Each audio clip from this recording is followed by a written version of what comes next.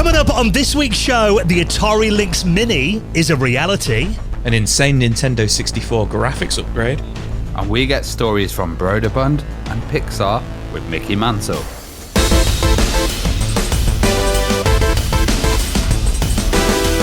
And the Retro Hour podcast is brought to you every week with our amazing friends at Bitmap Books. Now, one of their books I'm a big fan of at the moment, The Secret History of Mac Gaming, the new expanded edition, celebrating the history of gaming on the Apple Mac with a gorgeous 480-page hardback book featuring more than 250 classic Mac titles. You can check that out on the rest of their retro gaming collection at bitmapbooks.com.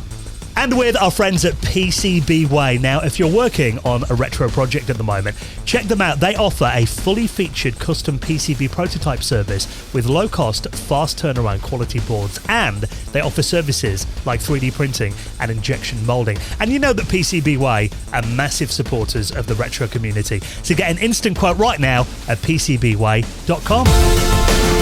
Hello and welcome to the Retro Hour podcast, episode number 367, your weekly dose of retro gaming and technology news with me, Dan Wood. Me, Ravi Abbott. And me, Joe Fox.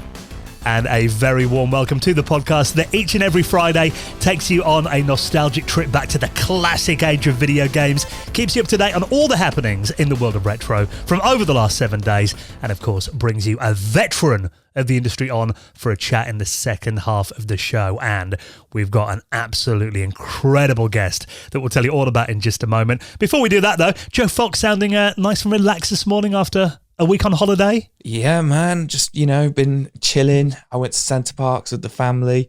It was much needed. Had a bit of a break from modern technology and just got with one with nature and played a bit of Atari Lynx, You took your Lynx with you. Interesting. So we went to Center Parcs about 2 or 3 years ago now, and I took my Switch with me, and the week we went there, it just poured down all week, so pretty much most days we just sat inside playing pool games on my Nintendo Switch with the father-in-law. I've never been to Center Parcs. I always have this image that it's like a giant dome that people are underneath, and there's like pedlos on a lake and stuff like that. Maybe I've got the 80s vision of it. It is literally Biodome, and Polly Shore is he's like everywhere you go. But yeah, that's the thing though as well. It's I've been seeing all these memes everywhere. Like, when did we suddenly start charging £800 to stay in Britain in a wooden hut? Oh, it wasn't that much. Luckily, it was a lot. I wouldn't have been able to afford it, but yeah. Try going in June or something. Yeah, very, very, very true. £800 nice for a milk carton at the moment. Yeah, the way things are going. But that's what this show's all about. A bit of escapism, isn't it?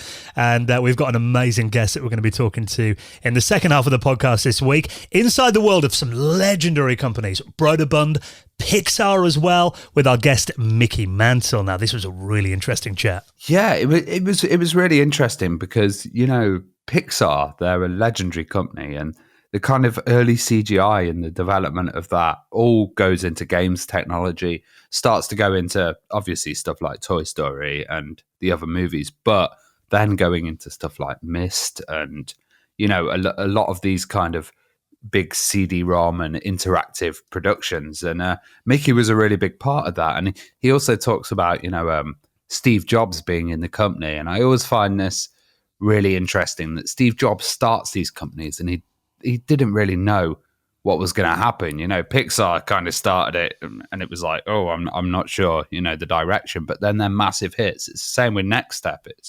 It was just a kind of random box with Next, and then he's like, oh yeah, the internet's arrived on it, so it's that kind of visionary idea that Steve Jobs had and how that led into technology development. Yeah, I mean, Mickey, he joined Pixar quite early on, I think 86 when it spun out of Lucasfilm that it was part of before. And then, Steve Jobs invested quite heavily, became like a major shareholder in that year as well.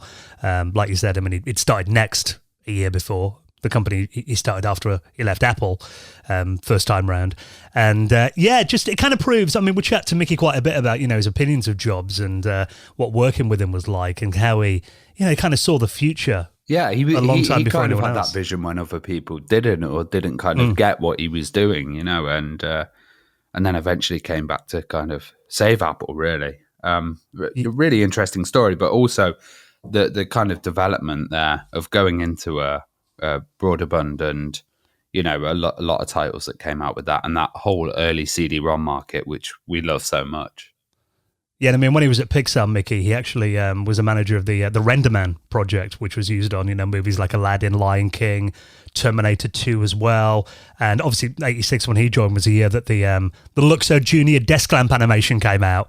That was the first ever CGI movie to win an Oscar. Yeah. So obviously that massively changed the company then. And then he left Pixar, went to Brøderbund, and we talk about, like you said, the early CD-ROM titles.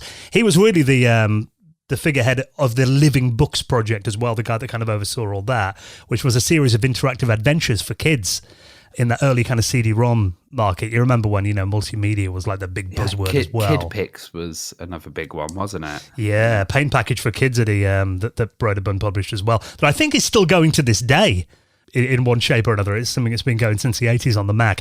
And also, I mean, you know, we're talking about Brøderbund in the 90s. We've got to talk about Myst, which was, you know, the biggest selling CD-ROM title for years. He's involved in that as well. And just a really interesting chat. And also we talk about how he's brought back the Brøderbund Living Books for modern generations, you know, because he's re-released these on like the iPad and stuff. Yeah, it works really well on the iPad and those kind of ideas. And also, we've seen Myst started hitting new machines and kind of new consoles, and they've done some remakes of that. So it's good to see these kind of legacy things and early, you know, CGI and 3D coming back. Yeah, definitely. So we're going to chat to Mickey Mantle, our special guest. He'll be on the Retro Hour in around half an hour from now. Now, just before we hop into the news this week, can we just take a quick second to say a huge well done, and also some quite sad news as well, that our friends at Arcade Attack podcast are coming to an end. Now, Arcade Attack's an incredible show. We actually had the guys on, didn't we? Probably about 5 years ago now as guests on here. Yeah.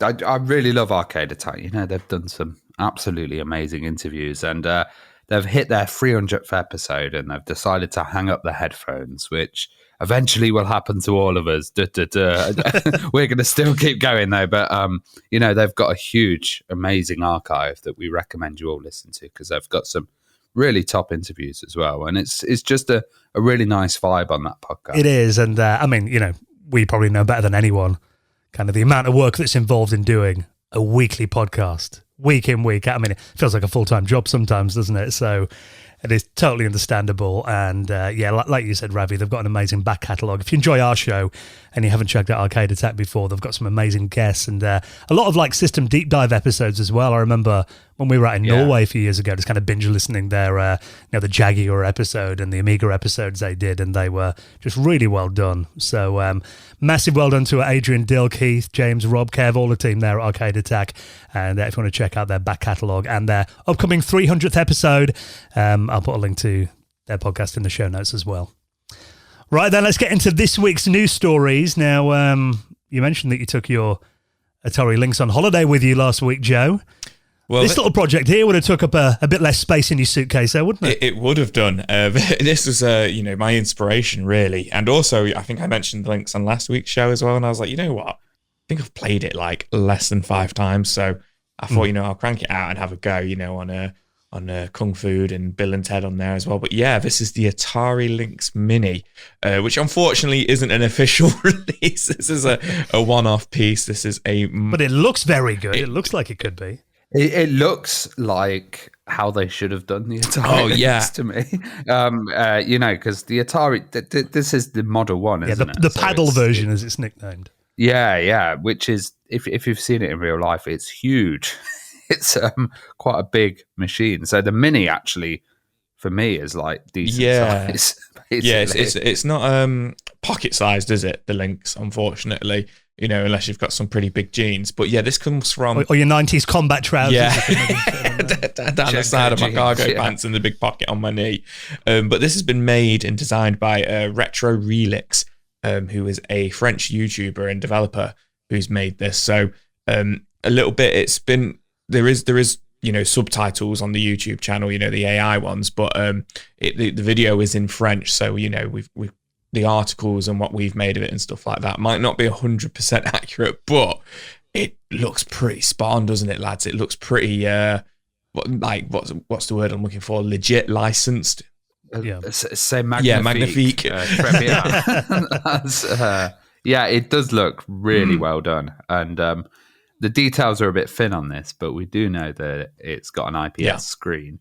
You can tell. And I guess the battery life is going to be a lot better than the original Lynx as well. Well, that's kind of the debate about this, and that people have been saying, well, is it the original Lynx motherboard that he's put in there, or is it an emulator? Which he doesn't actually, from the look of the video, I've kind of scrubbed through it and, watched it like you guys have with subtitles as well. And he doesn't really go into what the hardware is from what I've seen. He definitely doesn't show inside it. To me, though, there is one little giveaway when I'm watching it, and that's the he loads up like a game launcher menu. Yeah. And that looks very modern, because I've seen like EverDrives on the Lynx before, and they basically have like a just white text on a black background, kind of a DOS kind of appearance. Well, a really popular thing to do is put the McWill screen in there as well. So I was thinking with the IPS screen, is that a sign? But then I was thinking, no, it could actually be McWill. But seeing that it's got that kind of storefront or that launcher, that's going to show that it's a different system rather than the original hardware. Do you think it's probably a Pi that he's put in there, or a Pi Zero? Got a feeling it has to be something small to fit in the case. I mean, which we haven't really described yet, but it does look like an original Model 1 Atari Lynx. In terms of size, I'd say maybe about half the size of the original. Yeah, it's incredibly impressive though, because the case is. I don't know if he's 3D printed it or how he's done it. He must have 3D printed it and then kind of smoothed it down or something, because when you see those 3D printed devices, they usually have lines on them, or there's some kind of sign that they've been 3D printed, where this looks just stunning. And I guess he's not done the molds on it, so he might have done it some other way. It might be out of like some wood or something and then put a plastic surface on it, or I'm not sure. It just looks so well done. I mean, this looks like a retail product to me. That's the thing. And I mean, really, if you watch this video, it's about 15 minutes long. Most of it, the vast majority, at 90% of the video, is just him playing games on it. Yeah. So he doesn't really go all that in depth into what it is. So, I mean, if it is 3D printed, it looks damn good.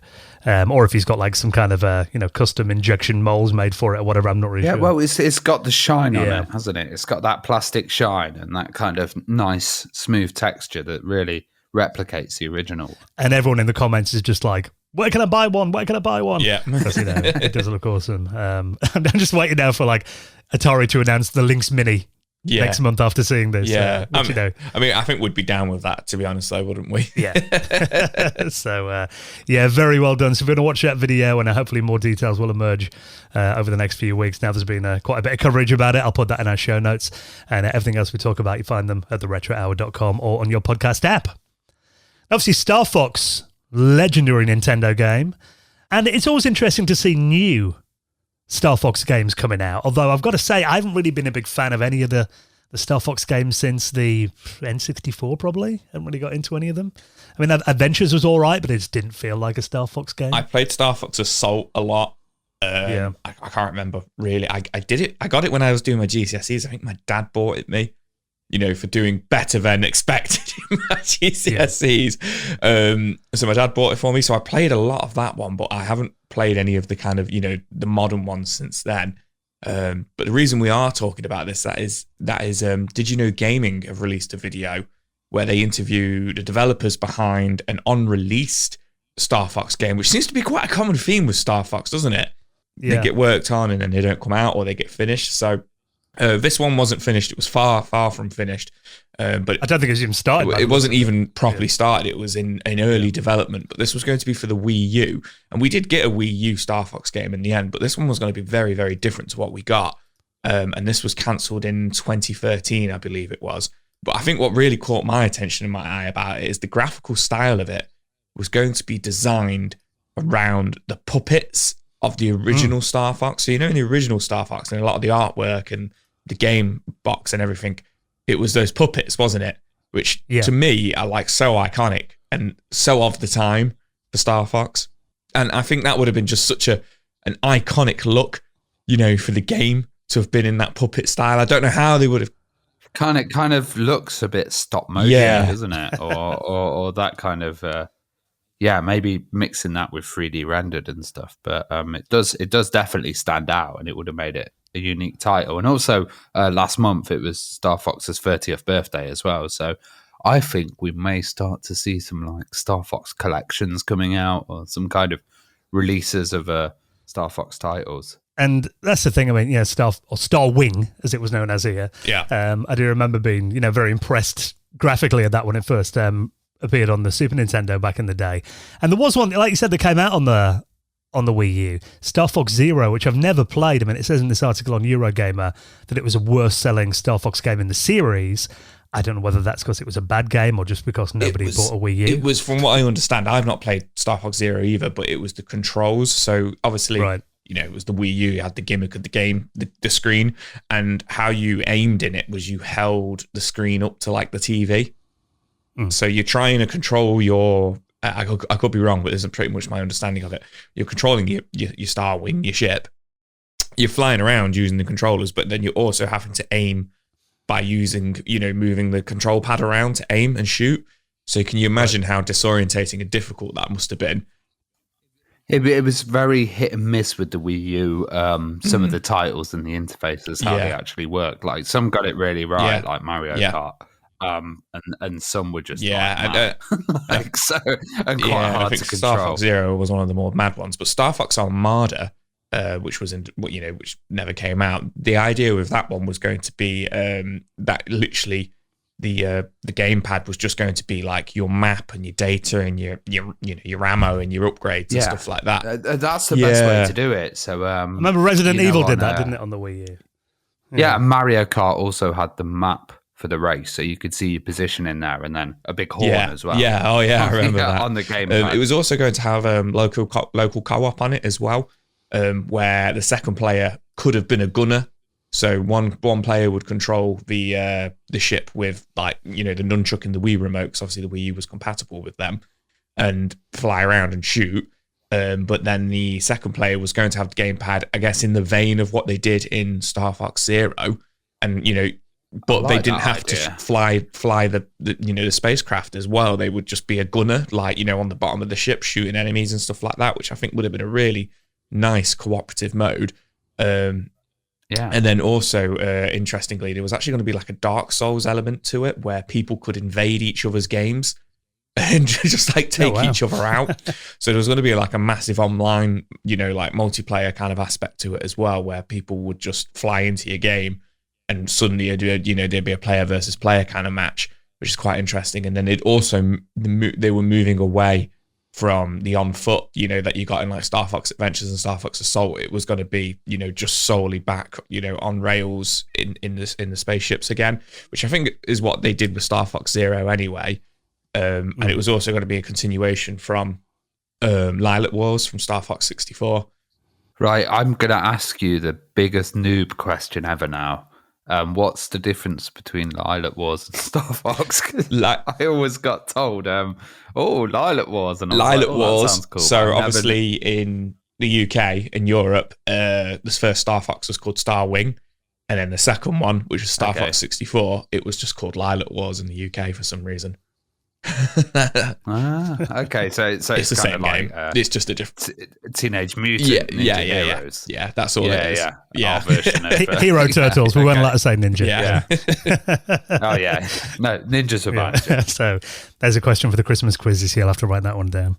But yeah, I mean, it is a shame it didn't come out. It does sound like it would have been quite a fun experience actually. But like you said, now that it's celebrated its 30th anniversary recently, maybe there will be some new Star Fox games on the horizon, or some kind of collection would be cool. So if you want to read more about that game that never was, I'll put that in our show notes as well. Now, something that we've been, God, I can't count the amount of times we've been tagged on Twitter, and people have posted this in Discord. I've had about 4 people messaging me on Facebook, sending me this game over the last couple of weeks. And this is a massive new Commodore 64 homebrew game called A Pig Quest. I've seen this everywhere as well, and I love the style of it and also the humor of the game. So this is for, like you say, for the C64, and I think this is, for me, really pushing a C64 to its limits. Like it looks really, really nice. Like I know I'm not a big C64 guy, but I really like the look of this game. It looks like one of these titles that would look better on a Yeah. CRT. A lot of the screenshots that we're seeing are like, obviously digital ones, and I'm not using a CRT here, but it's kind of got that. It's kind of got that blur on it that when you run it through a CRT, it just looks absolutely gorgeous. Absolutely. And it's from a studio which I love called Piggy 18, rather than Peggy 18, which I think is great. And you play as Frank Further, the human amorphic, I can't say it, pig. So is that like Frankfurter? Yeah. And he's from Porkville. Oh, brilliant. I didn't see that. But it's an action platformer, isn't it? And it's set across 5 worlds with over 200 screens, with obviously jumping across deadly chasms and battling enemies, etc. And, using items such as throwing knives and stuff like that. Very, kind of like old school genre, but I think they've just done a really cracking job of this, haven't they? Yeah, graphically, very, very nice for the Commodore 64. And the fact that, I remember playing platformers on the 64 back in the day, and you'd only get 1 or 2 different types of enemies, but there's like hundreds of different types on this game. 30 massive SID tunes that appear throughout the game as well. There's like a puzzle element kind of woven into it too. You've got weapons and an armor system, cinematic cutscenes in here as well. There's lots of secrets to discover as well, apparently. And there's also a 2 megahertz mode as well if you've got the Commodore 128. Okay. It actually runs a bit smoother on there, apparently. There's like animated backgrounds as well and stuff. And I think it looks like quite a good tribute to other games as well. And, they're including like references to lots of other C64 titles in here. And they're also doing a box version, which is pretty cool. So you can get like, CD and poster bundle as well with the box. And I always love having, physical boxes. Yeah, and the artwork on the box looks really nice as well. And there's pre-orders for that available now from Protovision, or you can just download the digital-only version to play on, a flash drive or write to a floppy disk or on an emulator. It's only like £10 by the looks of it on here. So for the amount of work that's gone into this, I think that's an absolute bargain. So if you want to check it out, a massive new Commodore 64 platformer, Pig Quest, is available now. Now, while we're talking about impressive things as well, now, God, this one looks insane. A little video here, and also an article on Gizmondo about this. I think we've talked about this before. This is a project to kind of really enhance the Super Mario 64 game.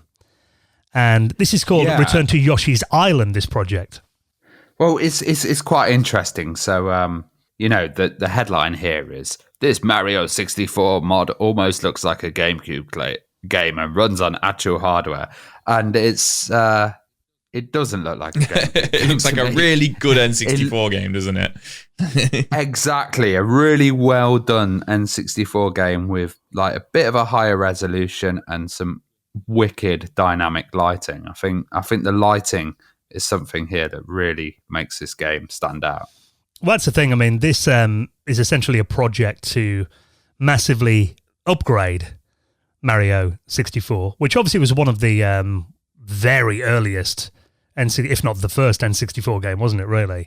And as a console generation goes on, we get to grips with the hardware more, how to push it. So, that the people behind this have had like almost 30 years of experience, to make a really nice looking N64 game. And I've got a feeling as well, isn't this the one where they're going to put some of the elements of, the demo version in there too? I think we talked about it a few months ago, the unreleased version that they showed at like CEX or something back in the day. Yeah, I think you might be right on that one, yeah. We did talk about the demo version, didn't we? It was on the lava level. Yeah, I think you could be right on that. I think it might be the same team behind it. But I think they've. It's funny because obviously it's not Nintendo, but they've captured the design as well. The levels and stuff like that. It is so Mario, if that makes sense. Yeah, and they've done it by completely rewriting the Super Mario C64 engine.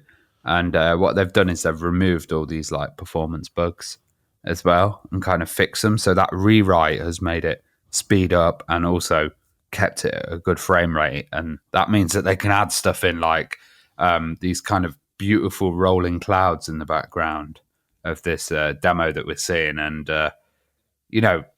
having that extra performance boost. To me, it looks like when Final Fantasy VII came out on the PlayStation and people couldn't believe that was on the same console that had previous titles that were like not as good as that at all, and then this coming out on the same console, that it was originally released on, but just looking so nice is a really, really interesting thing to see. And I hope that this engine is kind of used with other Nintendo titles or mods or something like that, maybe, because I'm sure they had that N64 Mario Builder as well, where you could build some levels on it. I think that was we covered that as well, didn't we, a few months ago. I would love to see them, what they could do with like a Zelda game with this.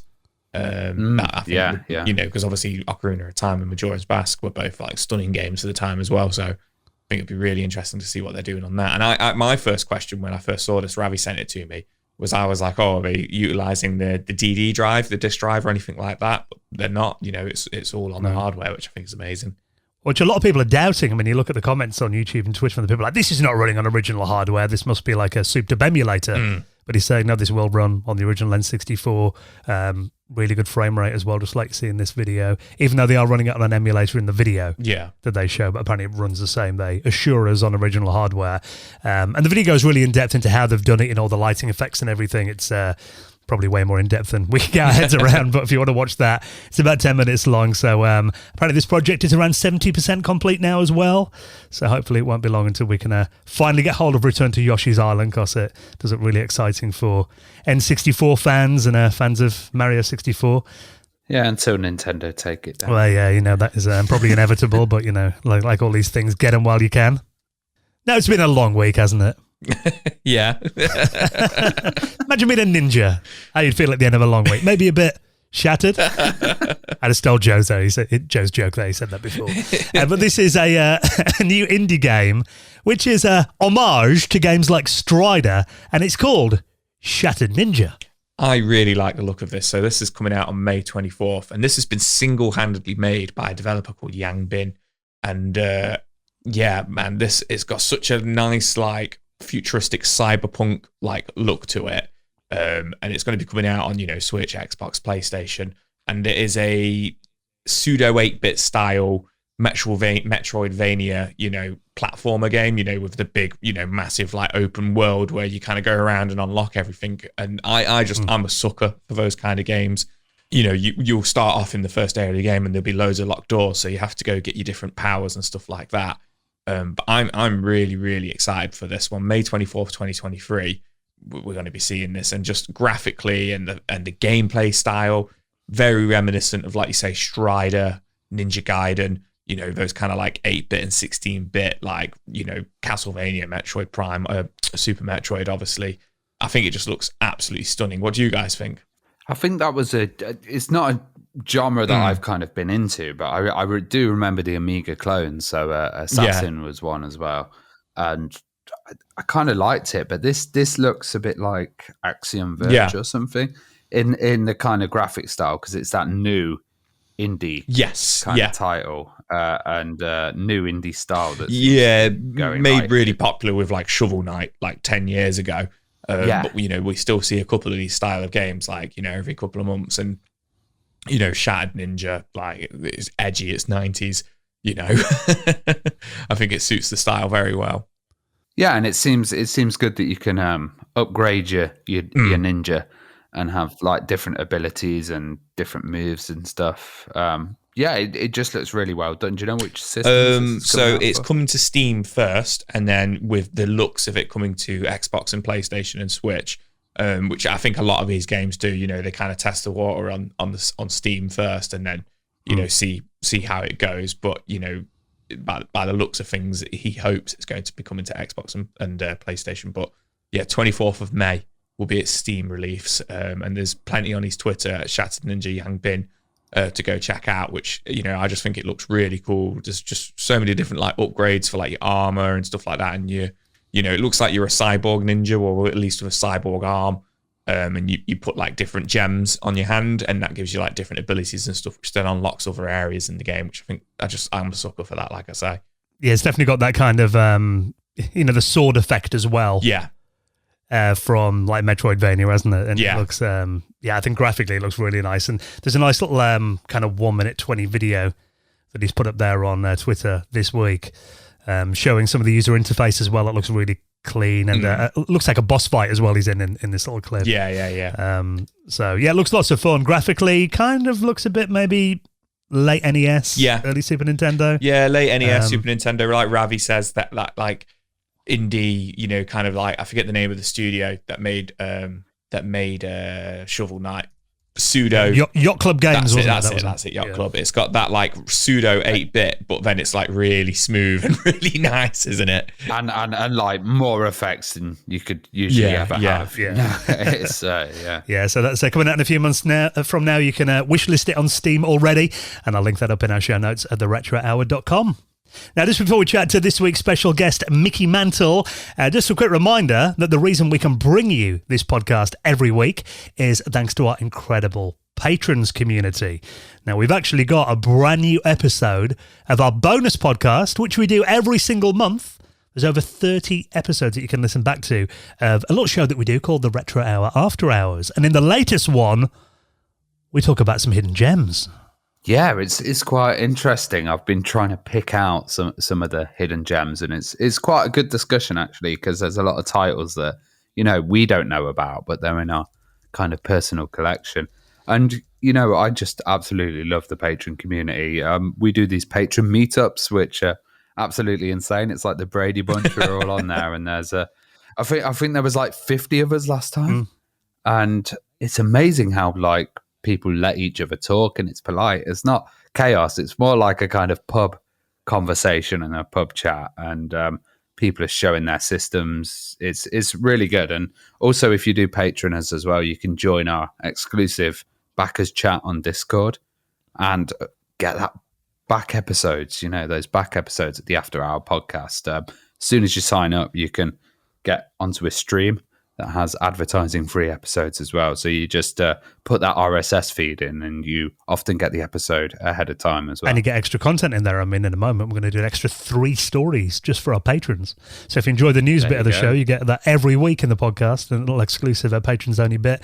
And of course, the main reason that you're doing it is just to ensure that we can keep the lights on, pay all our hosting costs and everything, which all adds up. So we hugely appreciate any support. And we have got a couple of new members to induct into the Hall of Fame this week, and I'll let you guys do this. Hall of Fame.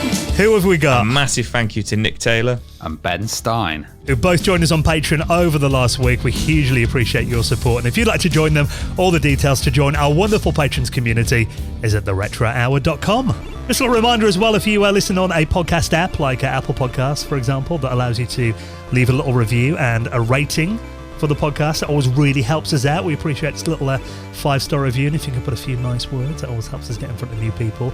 If you've got 5 minutes, that's a really good way to help out the show, so we'd really appreciate that. And next, we're going to talk to this week's special guest, going inside the world of Brøderbund, Pixar, and lots more as well, with Mickey Mantle.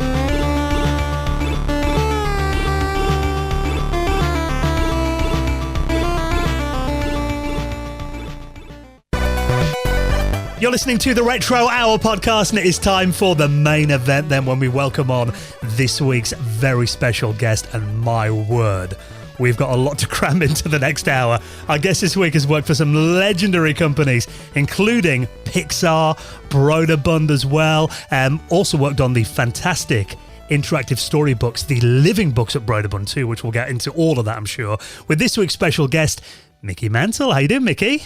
Hello, how are you today? Very good, thank you. And thanks so much for coming on and sharing some of your stories with us. Now, before we get into some of the incredible titles and companies that you've worked for, just kind of winding it, back to day one, we also like to find out a bit of background on our guests and what initially sparked the interest. I mean, do you remember what your first experience of a computer game was, where it all kind of began? Well, my first experience of a computer game was these text-based interactive adventure games that were done on time-sharing systems, PDP-10s and so forth. My first home system was actually a VT52 terminal into a time-sharing system. And I had that for many years and modemed in at 300 baud at the time. to take and do work, as well as, you didn't really go out to the internet at that point, although, quite frankly, when I had it, the internet was available. When I went to the University of Utah, we had internet between, I think, 7 sites. It wasn't called the internet at that point, of course. Was that the ARPANET days then? Yep. Yeah. It's interesting. So whenever I talk to anyone that was, online, dialing into mainframes back in that era, they always talk about how they'd play MUDs and titles like that, kind of offline, the off-peak kind of hours. I mean, were you doing that much of that, like gaming on there? Oh, yeah, absolutely. So I actually did a lot of work off at home, but worked awfully hard at the office as well. But I continued that at home over the weekends and so forth. So. Yeah. Well, how did you learn to program then? And what were some of the kind of earliest examples of software that you made? So just let me back up a little bit because it comes into play a little bit later on. Sure. I was actually a musician, and I went to college primarily to avoid the draft at the time. Went to the University of Utah, and then I stumbled into the computer science department and never looked back. Computer science has been my main focus since then. So I started programming there in a variety of languages, from Sail and, Fortran, assembly language, and did a lot of things at the University of Utah. I think that computers and music are very twinkled, as they could say.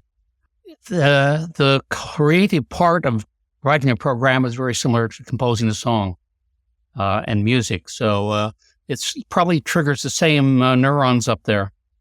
Well, talking about your entry into the industry, I mean, you worked at the legendary Evans and Sutherland, who were a pioneering company in the early computer graphics field. So tell us how your journey took you there, and how did you get the job, and what were you initially working on there? Well, I was actually recruited into Evans and Sutherland by a fellow who I went to college with. I went to the University of Utah, and they were located actually on the University of Utah campus in a bunch of old World War II barracks when they first started. And one of the hardware designers, he and I had shared a lab together and got to be friends. And he reached out to me. I'd graduated from college and done a project unrelated to computer graphics per se. And he reached out to me. And so very quickly I joined Evans and Sutherland 2 years after I graduated from college to take and work on their Picture System 1. It was originally called the Picture System because there wasn't a 2 yet. 3D analog line drawing system. And what was that used for then? Oh, it was used for a variety of things, from, visualization of architecture in line drawings, visualization of molecular models. Some of the original work and systems went to molecular modeling sites where they tried to visualize what these molecules would look like. Of course, now it's continued on and doing much more of that. Well, Evans and Sutherland, they employed some amazing people like Ed Catmull and, the co-founder of Pixar as well, Jim Clark, and who started Silicon Graphics. And what was it like working alongside these guys in that atmosphere? Well, to tell you the truth, Ed and Jim may have been employed, but they were never employees per se. And in fact, they worked on projects at the company. They may have worked on side projects for the CEO, or who may have just supported them in their PhD projects. I do have a lot of stories about Ed and Jim, but also a lot of other interesting people there at the time. Ivan Sutherland, of course, the legendary founder of graphics in a way. Jim Kajia, Gary Demos, Gary Watkins, who did the first hardware implementation of hidden surface removal. We also had a whole crew of guys who, in the simulator group, had founded that. Rod Rougelot, Bob Schumacher, Ed Wild came from GE, where they had built simulators, some of the simulators used for NASA, and turned the company into a simulator company, quite frankly. The Interactive Systems Group never actually made a profit, to my knowledge. I have a great story about Jim Clark, though. So when he first made his chip down at Stanford, he brought it up to Evans and Sutherland to show it to him. And I remember after the meeting, I talked to the VP of engineering there, Gary Watkins, and I said, So that's kind of interesting. What are we going to do about it? He said, well, I told them we weren't interested. We could do that. Of course, they didn't, but that's a different story. And Silicon Graphics came along to be the primary competitor to Evans and Sutherland at the time. Oh, so that could have gone a very different way if they'd have took that on. You just never know. Sometimes ego gets in the way, perhaps. Don't know exactly what caused it. Could have been cost. Could have been lots of things. Just one more thing about Evans and Sutherland before we move on. So one of the other things they actually made, you may not even be aware of it, is a digital planetarium. And as a matter of fact, that's all that's left of Evans and Sutherland. They're the leading planetarium maker in the world. They make digital planetariums. They bought Spitz, who makes the domes. And so today, if you go look at ES.com, you'll learn all about their digital planetariums, of which I had hand in creating it, because the creator of that product, if you will, Steve McAllister, he and I went down to a planetarium and I bought him a star book. And the next thing I know, he had digitized all the stars and had a little planetarium going on screen. So it seems like, they're a really interesting company, and like we said, kind of really pushing the boundaries of what was possible using computer technology at that time. And I mean, I know their systems were used for early CGI as well on legendary movies like Tron and Star Trek as well. I mean, did you work with any of these clients, and any memories you can share about those? Oh yeah, I did. As a matter of fact, both on Tron and Star Trek, Robert Abel and Associates was a leading effects house, if you will, at the time. And they were having some problems, so I flew down to LA and worked with them on some problems, trying to get the things correct and solve a couple little issues for them. But they used it on a lot of commercials as well as feature-length movies. It was quite a place. It was very amazing at the time. Well, you joined Pixar in 1986 as the general manager. How did you get the role there? So while I was at Evans Sutherland, one of the things I did was I gave training courses on the picture system software and hardware. And one of the training courses was out at NYIT school out in Long Island. I had bought a picture system, and the guy who was in charge of that little group was Ed Catmull. And he and Albie Ray Smith, who was there, lots of other people from the graphics industry came to that. Bob Greenberg, famous professor from Cornell, Dave Rogers from the Naval Academy. They came to a course I gave there, and I've remained friends with all of them since, including Ed. And when Ed decided that they should spin off Pixar, which was really a image computer at the time, it was a piece of hardware from Lucasfilm, he called me, and I flew down to interview with him. And it was something I was looking forward to. They had a great lineup of people there. And quite frankly, I had spent 10 years at Evans and Sutherland and felt like it was time to move on to other things. And so it turns out it took them a year to actually spin out of Lucasfilm. Mm-hmm. And when they did, almost the next month, they hired me to come in and lead up their productization of their hardware and software. Were you familiar with, because obviously you knew Ed from Evans and Sutherland, I mean, were you familiar with kind of what Pixar were doing at the time then? Were you kind of keeping an eye on them? Well, there wasn't a lot you could learn. There was, 86, a little pre-internet. We did have email, could communicate with them via email, but I didn't really know a lot was going on until I went down and they gave me a tour. And by the time I got there a year later, it had progressed quite a bit, and they had hired quite a few people in as they spun out. Well, 1986, I mean, that was a very exciting year for Pixar. I mean, that was a year that they released the legendary Luxo Junior desk lamp animation, which, still regarded today as a breakthrough in computer animation. I think, from reading about that was the first CGI movie to actually win an Oscar. So, I mean, have you got any memories of that? And, after that came out and they won that award, did it kind of change the company much? Oh, it did. So Steve Jobs, of course, he was involved in Pixar, and luckily he didn't drive up to Marin County where they were located very often, because a little bit of Steve goes a long way, I guess you could say. So he had ideas of commercializing the Pixar image computer, and he actually set up a sales team and hired, I forget how many salesmen it was, but it was probably almost a dozen around the United States to sell this device. And I told him one time, I said, Steve, that this really isn't a consumer product. Very few people can program it. It was a 2901 bit slice microprocessor that you had programmed in bit slice 2901 assembly language. And it had 4 channels of data. It was a SIMD architecture, very advanced for the time, right? They actually sold the patents to that off to Sun Microsystems and SGI, or Motorola, and Intel. And it became the instruction set within those chips that are still there today for multiple data instructions. But he didn't quite get it, and he set up the sales force, and they ended up selling maybe 100 of these devices. They were about $80,000, and a lot of it was bought by one company, Philips, who set up a research project around these to do 3D visualization with the image computer, mostly based upon software that Pixar had written. And we actually did a whole turnkey project for Philips, which was called the Pix 2000, which was a radiology machine.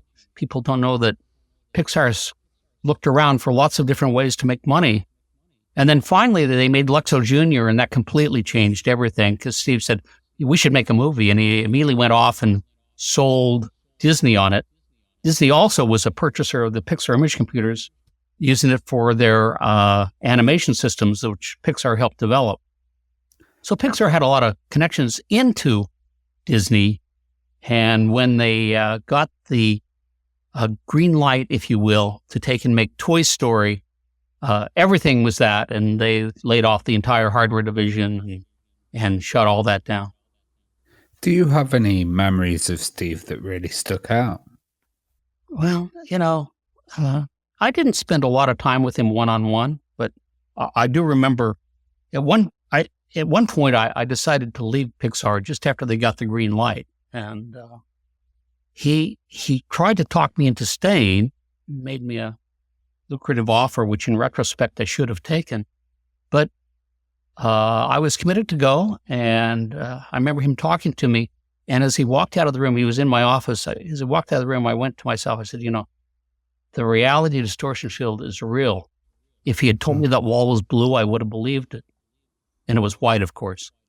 So he really had a sense about him that was truly unique. I've encountered similar things to that in a few people, but it was truly unique. And you can see why, one should have believed in Steve, and what he redid at Apple, I cheered on from afar. Yeah, because at that time, 85, he'd left Apple, he started Next, hadn't he? Yeah. And obviously he was a major shareholder in Pixar as well, so definitely a visionary. I think he could see things that a lot of people couldn't see at the time, maybe. Yeah, the Next was a fabulous machine. We did a lot of work. And you were managing, you mentioned software development at Pixar, including their famous RenderMan, which was used on movies like Aladdin, Lion King, Terminator 2. So tell us a bit about RenderMan then. How did that work, and why did Pixar have to develop their own software? Was there nothing kind of out there like it? Did it require a custom in-house solution? Well, there really wasn't a renderer as good as what could be done with RenderMan, originally called Raise, after Point Raise. Renders everything you've ever seen was the acronym Raise.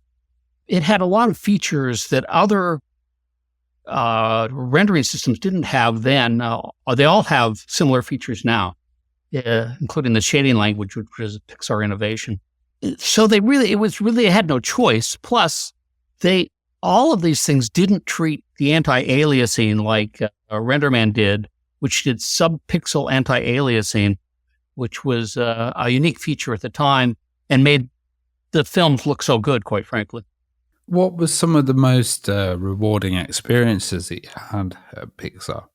I think that, like all of my experiences with various companies I've had, seeing it become successful, we struggled at times. There were times when I would have to call Steve's accountant and beg him for payroll, at the time, I took that over, kind of keeping the company rolling for a while.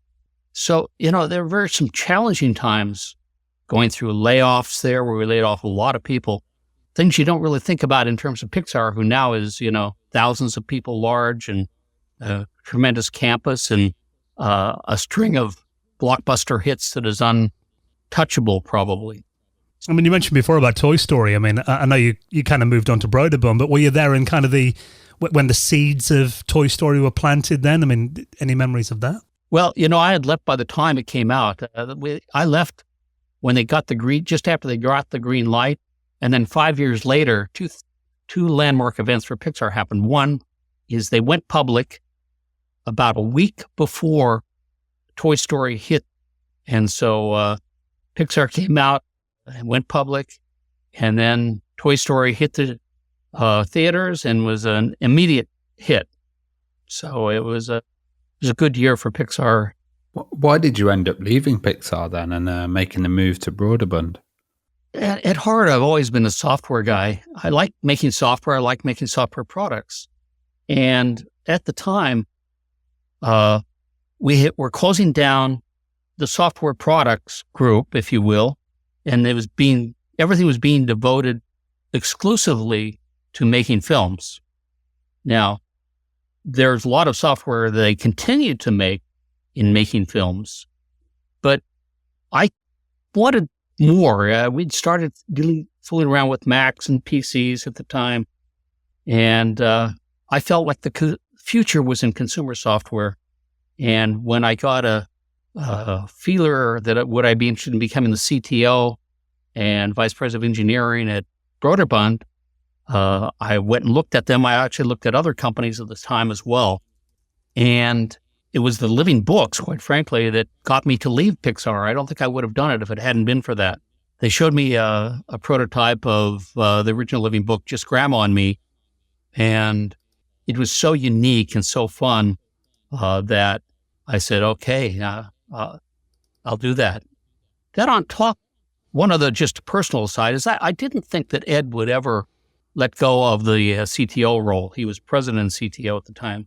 And I wanted a chance to kind of not live in his shadow. So, and you mentioned the living books as well. I mean, obviously they started at Brøderbund, and there are a series of interactive adventures for kids. That obviously you've brought back in recent years, which we'll talk about in just a bit. But going back to that initial prototype that you mentioned of living books, tell us a bit about the prototype then, and what was it about it that caught your attention? Well, it was the first interactive children's book that had true interaction. I mean, there are things that came out that read a story to you, but everything on every page comes alive. And it was created by Mark Schlichting, who in my book is right up there with John Lasseter in creativity. I've worked with both of them very closely, and they're very similar people. And so Mark was the driving creative force on this, had the support of the CEO. Mark was truly creative guy, and this was truly a landmark product. As a matter of fact, I was frustrated. Well, we'll go into it later as talk about how I finally brought the living books back. And after 10 years of working with them, I finally was able to secure the rights to bring back Just Grandma and Me, this very first thing that I saw from Pixar, which we just have barely released out onto the market. Well, the early 90s, I mean, around that time, we saw a shift from floppy disk-based games to CD-ROM. Uh-huh. So, I mean, how did that change the development of games? Well, it changed everything, of course, because you could actually get a lot more data on it. It wasn't, you couldn't expect people to load too many floppy disks onto their computer without saying, this is crazy. So you could finally put, what was it, 700 megabytes on a CD? But the challenge was that it was very slow to read data off of that CD in the beginning. And so we actually had to work around that issue and did lots of things. And part of the design of the Living Books products was that we could take and buffer a page, start reading the next page, assuming they're going to go to the next page while they're working on the current page. So we had time to actually read a page in. That's why it's a very page-based application. Now, of course, I can run it off the internet page at a time, and there's no delay in anything. So things have come a long way in terms of bandwidth in many different directions. Well, you've described programmers like Glenn Axworthy and Matt Siegel as rock stars behind Living Books. Could you tell us about the roles they played and how their skills complemented each other? So Glenn was a driving force at Brøderbund. He had made one of the original Carmen Sandiego games. And back then, he actually got royalties from those games. Later, they cut all that kind of thing out.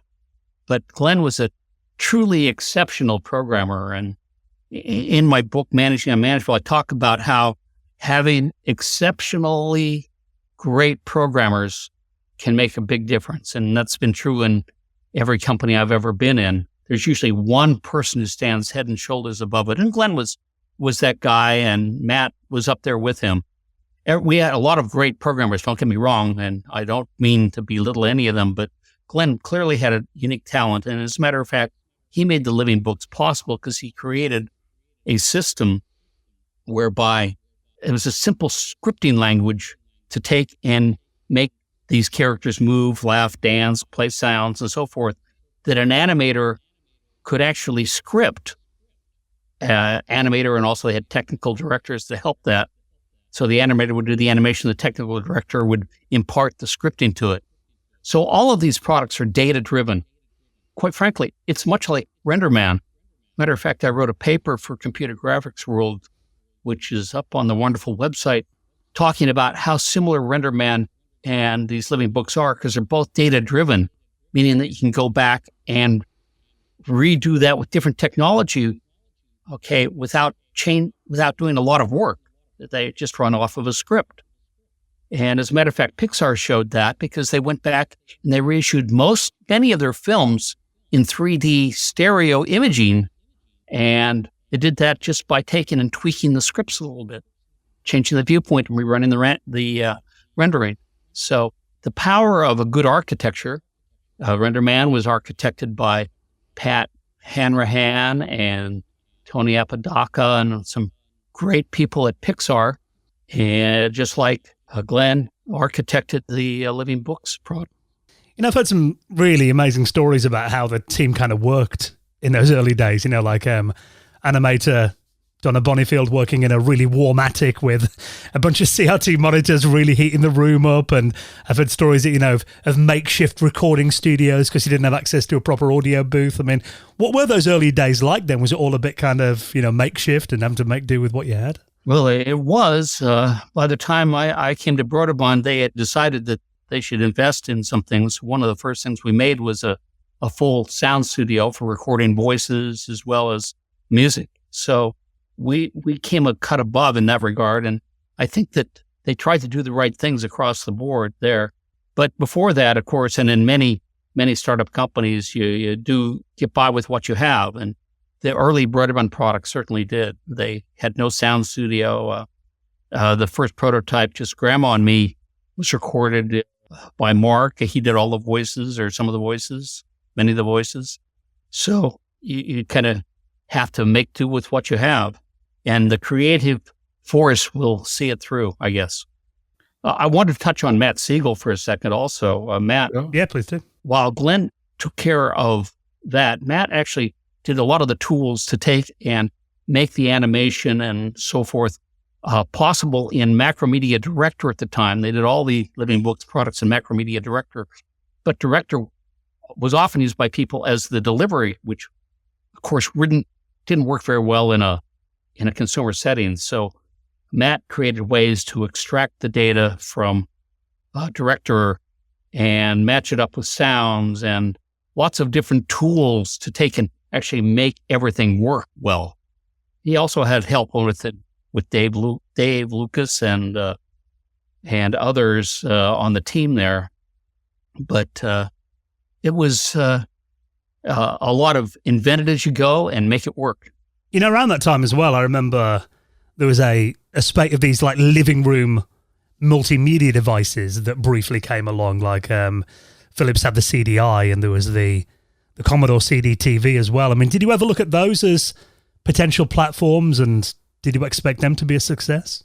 We did and we didn't. Now, the did part is they came to us and gave Brøderbund money to take and do projects on. Though Philips did one, I think that their unit was CDI. I don't remember for sure.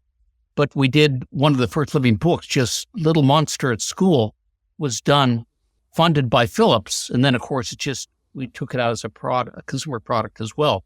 I don't think Philips ever actually successfully launched that product.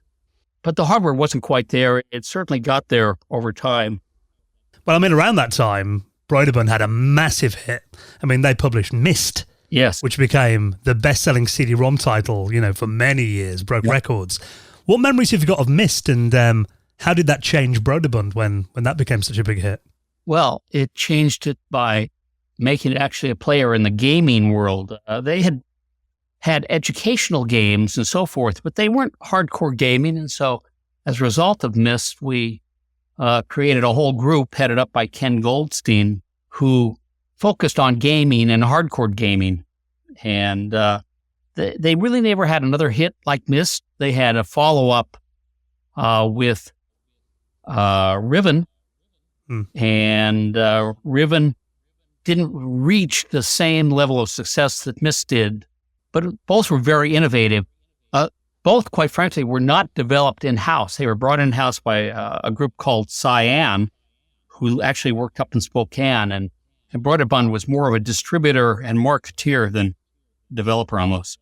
I say we didn't do the development, but we did help the development a lot. Like when Myst first came out, it used QuickTime because they did all the development on Apple. Well, you can imagine taking and having QuickTime on a Mac and then trying to deliver that on a PC. I had a team that actually worked directly with the QuickTime development team down at Apple to take and make Windows work well. In fact, I still in my Rolodex, I still have the guys who worked on that back there and keep in contact occasionally with them. They were a very creative team, but Windows was second. They didn't care as much about Windows, though they had a very passionate developer there who made it work. But just imagine, because Myst used all these embedded videos to make it very interesting. It was one of the first use of that kind of video. And of course, it could only be done because QuickTime had just barely come out.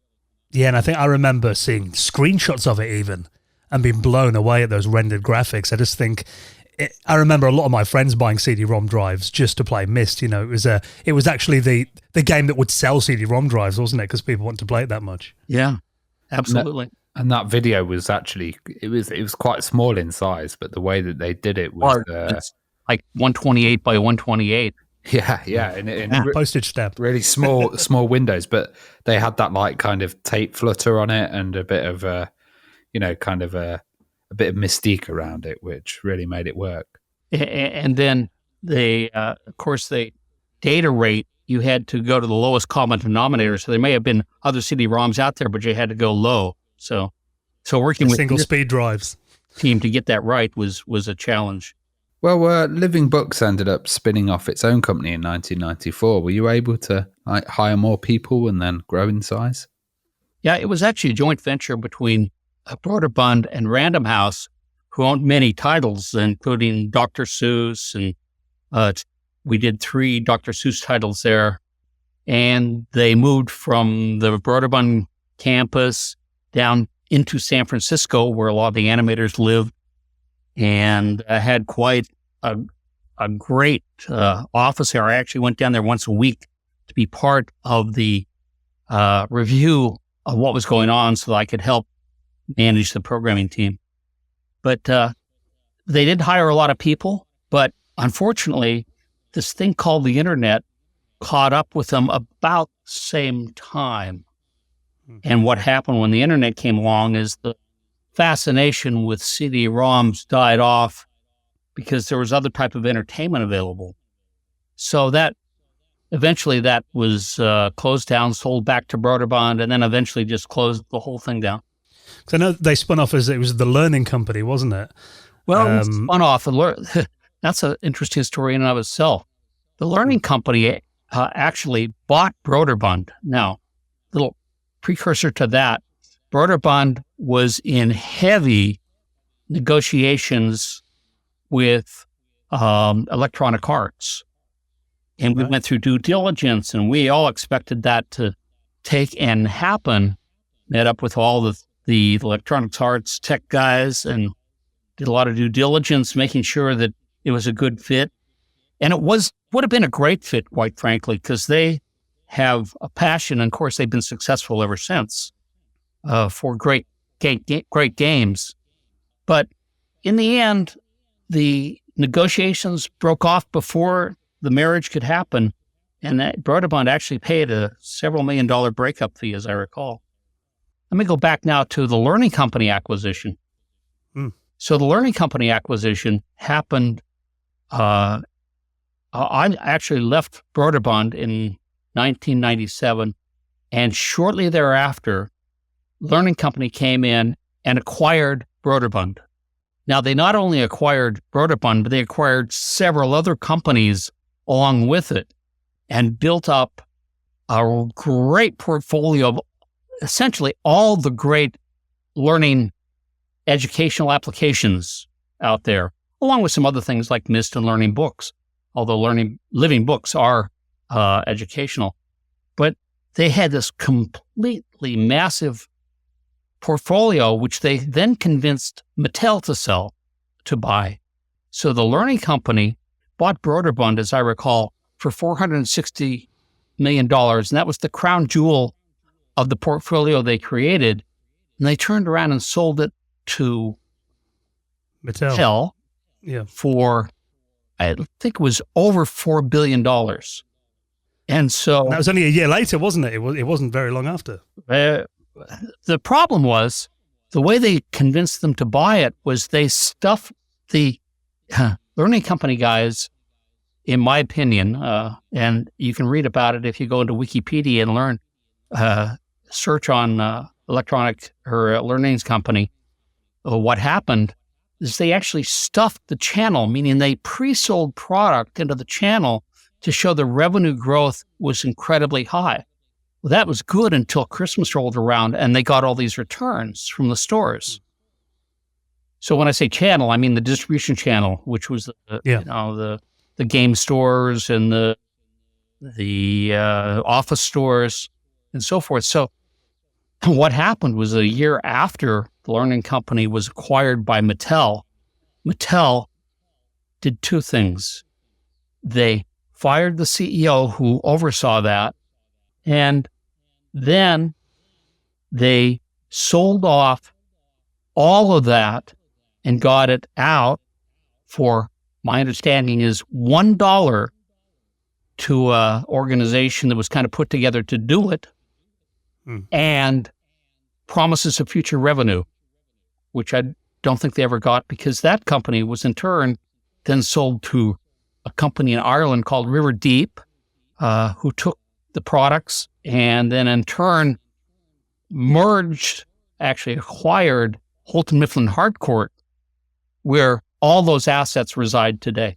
If you go on Wikipedia and you look up the Learning Company, it's pages and pages and pages and quite a detailed story. I was trying to look through that before we spoke, and it's like I saw some links to other places where they called it one of the most painful or disastrous kind of takeovers in business history, and it seemed very messy, the way it ended. It absolutely was. As a matter of fact, there's been a Harvard Business School paper about it. Well, Kid Pix was part of so many people's childhoods. It won awards. What memories have you got of this product, and how important was it to Brøderbund? Well, kind of like Myst, Kid Pix was actually developed by one guy, Craig, I forget his last name I'm sorry. And he lived up in Oregon, as I recall, and he did all the development on it. We helped with the packaging and creating some assets for it, little things on the side, but he was the driving force and probably still is the driving force. Kid Pix is still available today from a company called Software Mac-Kia. And they've been doing games for a long time and mostly acquiring Brøderbund products to resell. Yeah, it was Craig Hickman, wasn't it? That was a guy. Craig Hickman, that's it, yes. Yeah. Yeah, really interesting product though as well, because I thought it was quite a nice, it's having kids being able to have that creative outlet and having, a bitmap drawing program that kids could use that wasn't as complicated as something like Mac Paint or Deluxe Paint on the Amiga. It was quite a nice idea. It's truly was and is still a creative, great product, and they still sell quite a bit of it, is my understanding. Well, Mickey, let's move to more recent years then, because we did kind of touch on the fact that you've brought living books back to life. Why did you decide to do this then, and why was now the right time to bring them back? So, first of all, during my entire tenure at Brøderbund, I always felt like they were among the best products that Brøderbund made, the most creative, the most innovative in many ways. Of course, the technology and so forth, which we talked about, but also the number of products they made was quite unbelievable. And because there had this engine created by Glenn Axworthy and others, really it was one piece of software that ran all of these products. Now, at various times, I had thought to myself that the way that software works, you could take and port that to other platforms relatively easily and have all these products available. But as the end of in 2010, about then, I began to think what I was going to do next. I had joined a company called Gracenote, which had slight diversion from 3D graphics into my original love, which was music, provided metadata for all the CD-ROMs out there. And as a matter of fact, they were responsible, I hate to say it, for helping create the ripping phenomena which drove the music industry into the ground. So we provided metadata. When you put a CD-ROM into the drive, we would look at what the contents of the CD-ROM were. It was kind of like a fingerprint, look that up in a database and tell you what CD it was. We later extended that in different ways with digital audio recognition and video recognition and video metadata. But at the end of that tenure, which was a good run for me, it was 10 years, we sold the company off to Sony. And after almost, 40 plus years doing software in startup companies, I had been in a number of software companies, every one of which was successful and is still making products, I might add. But all have been acquired at this point by other companies, but they're still alive and kicking, making products. But I decided that I was going to retire. And so as Steve Jobs took and brought out the very first iPad, I said, oh my God, this is the perfect vehicle that we wish we had when we made the living books.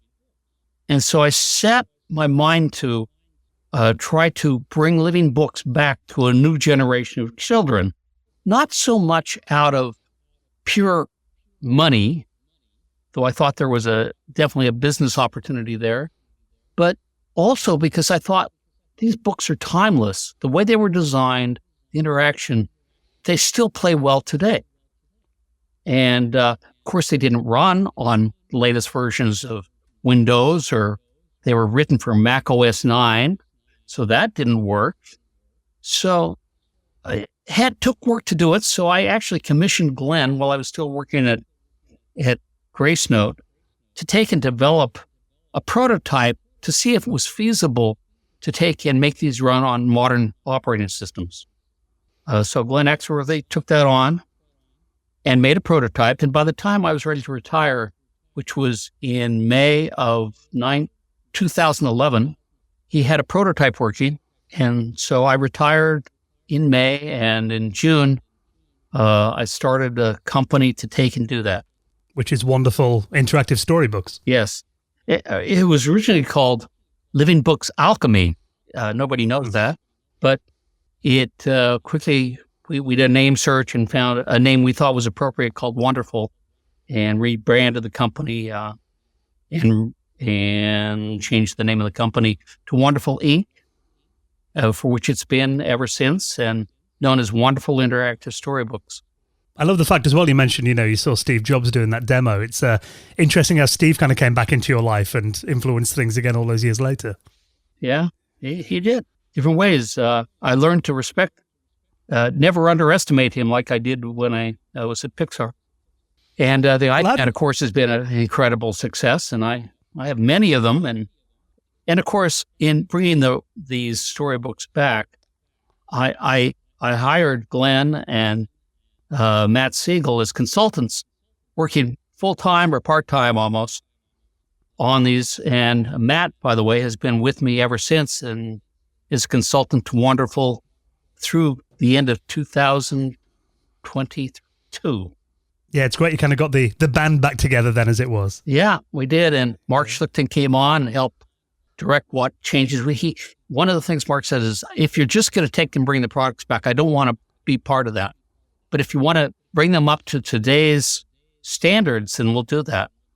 And so these products that we make are the original living books. They haven't changed, but we put layers on top to make them more interactive, to do things you couldn't do back then very easily. We changed languages dynamically on a page. All these books were written in, or many of these books were written in foreign language or produced for foreign languages such as Spanish. Some of them go in U.S. English, UK English, French, German, Spanish, Italian, and Portuguese. So there are lots, even though there's one title, that was just Grandmommy I just mentioned. They're in a lot of different languages that you can market to different countries in different ways. And having the power of the internet and the app store as well, it just makes that delivery so much easier than when it had to be CD-ROMs in brick and mortar stores, didn't it? Yeah, well, the app stores are a blessing and a curse. They're a blessing because they do provide a mechanism to take and make your life easy in distribution. But there's also so much product in there, and not very good taxonomy, if you will. It's hard to find anything, and so getting noticed in an app store is difficult. So it's a blessing and a curse.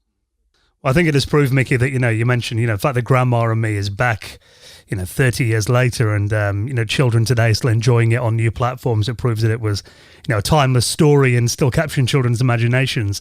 I mean, if people want to get hold of these, reimagined versions of the classic living books, where can they get them from then? What's the best place to go?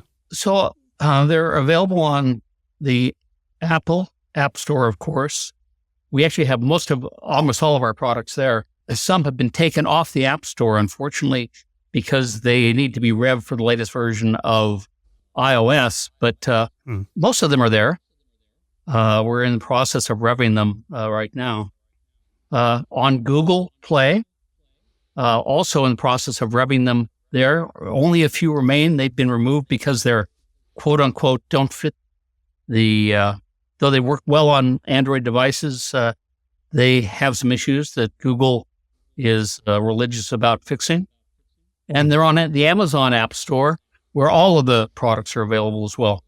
Amazon is a much easier store to work with. I think they know more about being a store than the other two. And I think it's great as well. I imagine a lot of people that played these games originally when they were kids are now introducing it to their kids, which I think is a really nice thing, isn't it?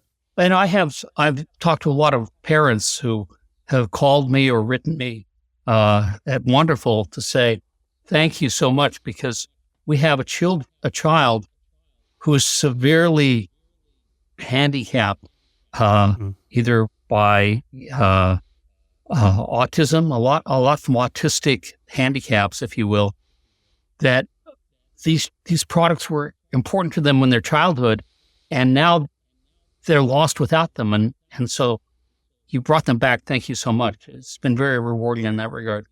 Yeah, it must make it all worthwhile when you hear stories like that. Yeah. Mickey, obviously, I mean, you've had several decades in the industry, and I know you've put a lot of your kind of experience of managing software teams into a book as well that people can get hold of now. Yeah, I actually started that book in 2000, and it actually started with an idea. I don't think I've told the story before. An idea that one of the programmers had back at Pixar, and he said, and it's become a cliche at this point, but at the time it was a unique thought. It says, managing programmers is a lot like herding cats. And I said, that's a great name for a book.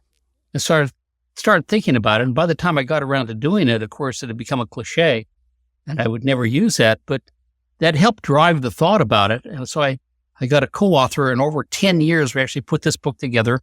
It was originally published in 2011, at the end of that year, just after I retired, and we worked hard on it to get it out there. It might have been 2012. So it's had a lot of great reviews on Amazon. They continue to sell copies of it. And in 2000, they asked us to do a second edition, which we did, updating it a bit. And we're working right now on a chapter to go along with that second edition about managing remotely. So nice. It's a living book. And we, if you can use a phrase, it's living as a book. And we have a website called managingtheunmanageable.net. We can go read all about it and read more about content in the book, as well as see presentations we've made, videos we've made, podcasts we've made, as well as a lot of tools that go along with the book that people can use. Fantastic. Well, I'll put a link to that in our show notes as well, so people can just click straight through to it. Great. And obviously the wonderful website as well. Mickey, it's been an absolute pleasure talking to you. Thank you so much for coming on and reminiscing with us over the last hour, and best of luck with everything. Thanks so much for being our guest this week. Well, it's my pleasure, and I'm so glad to find people like you all are passionate. Thank you.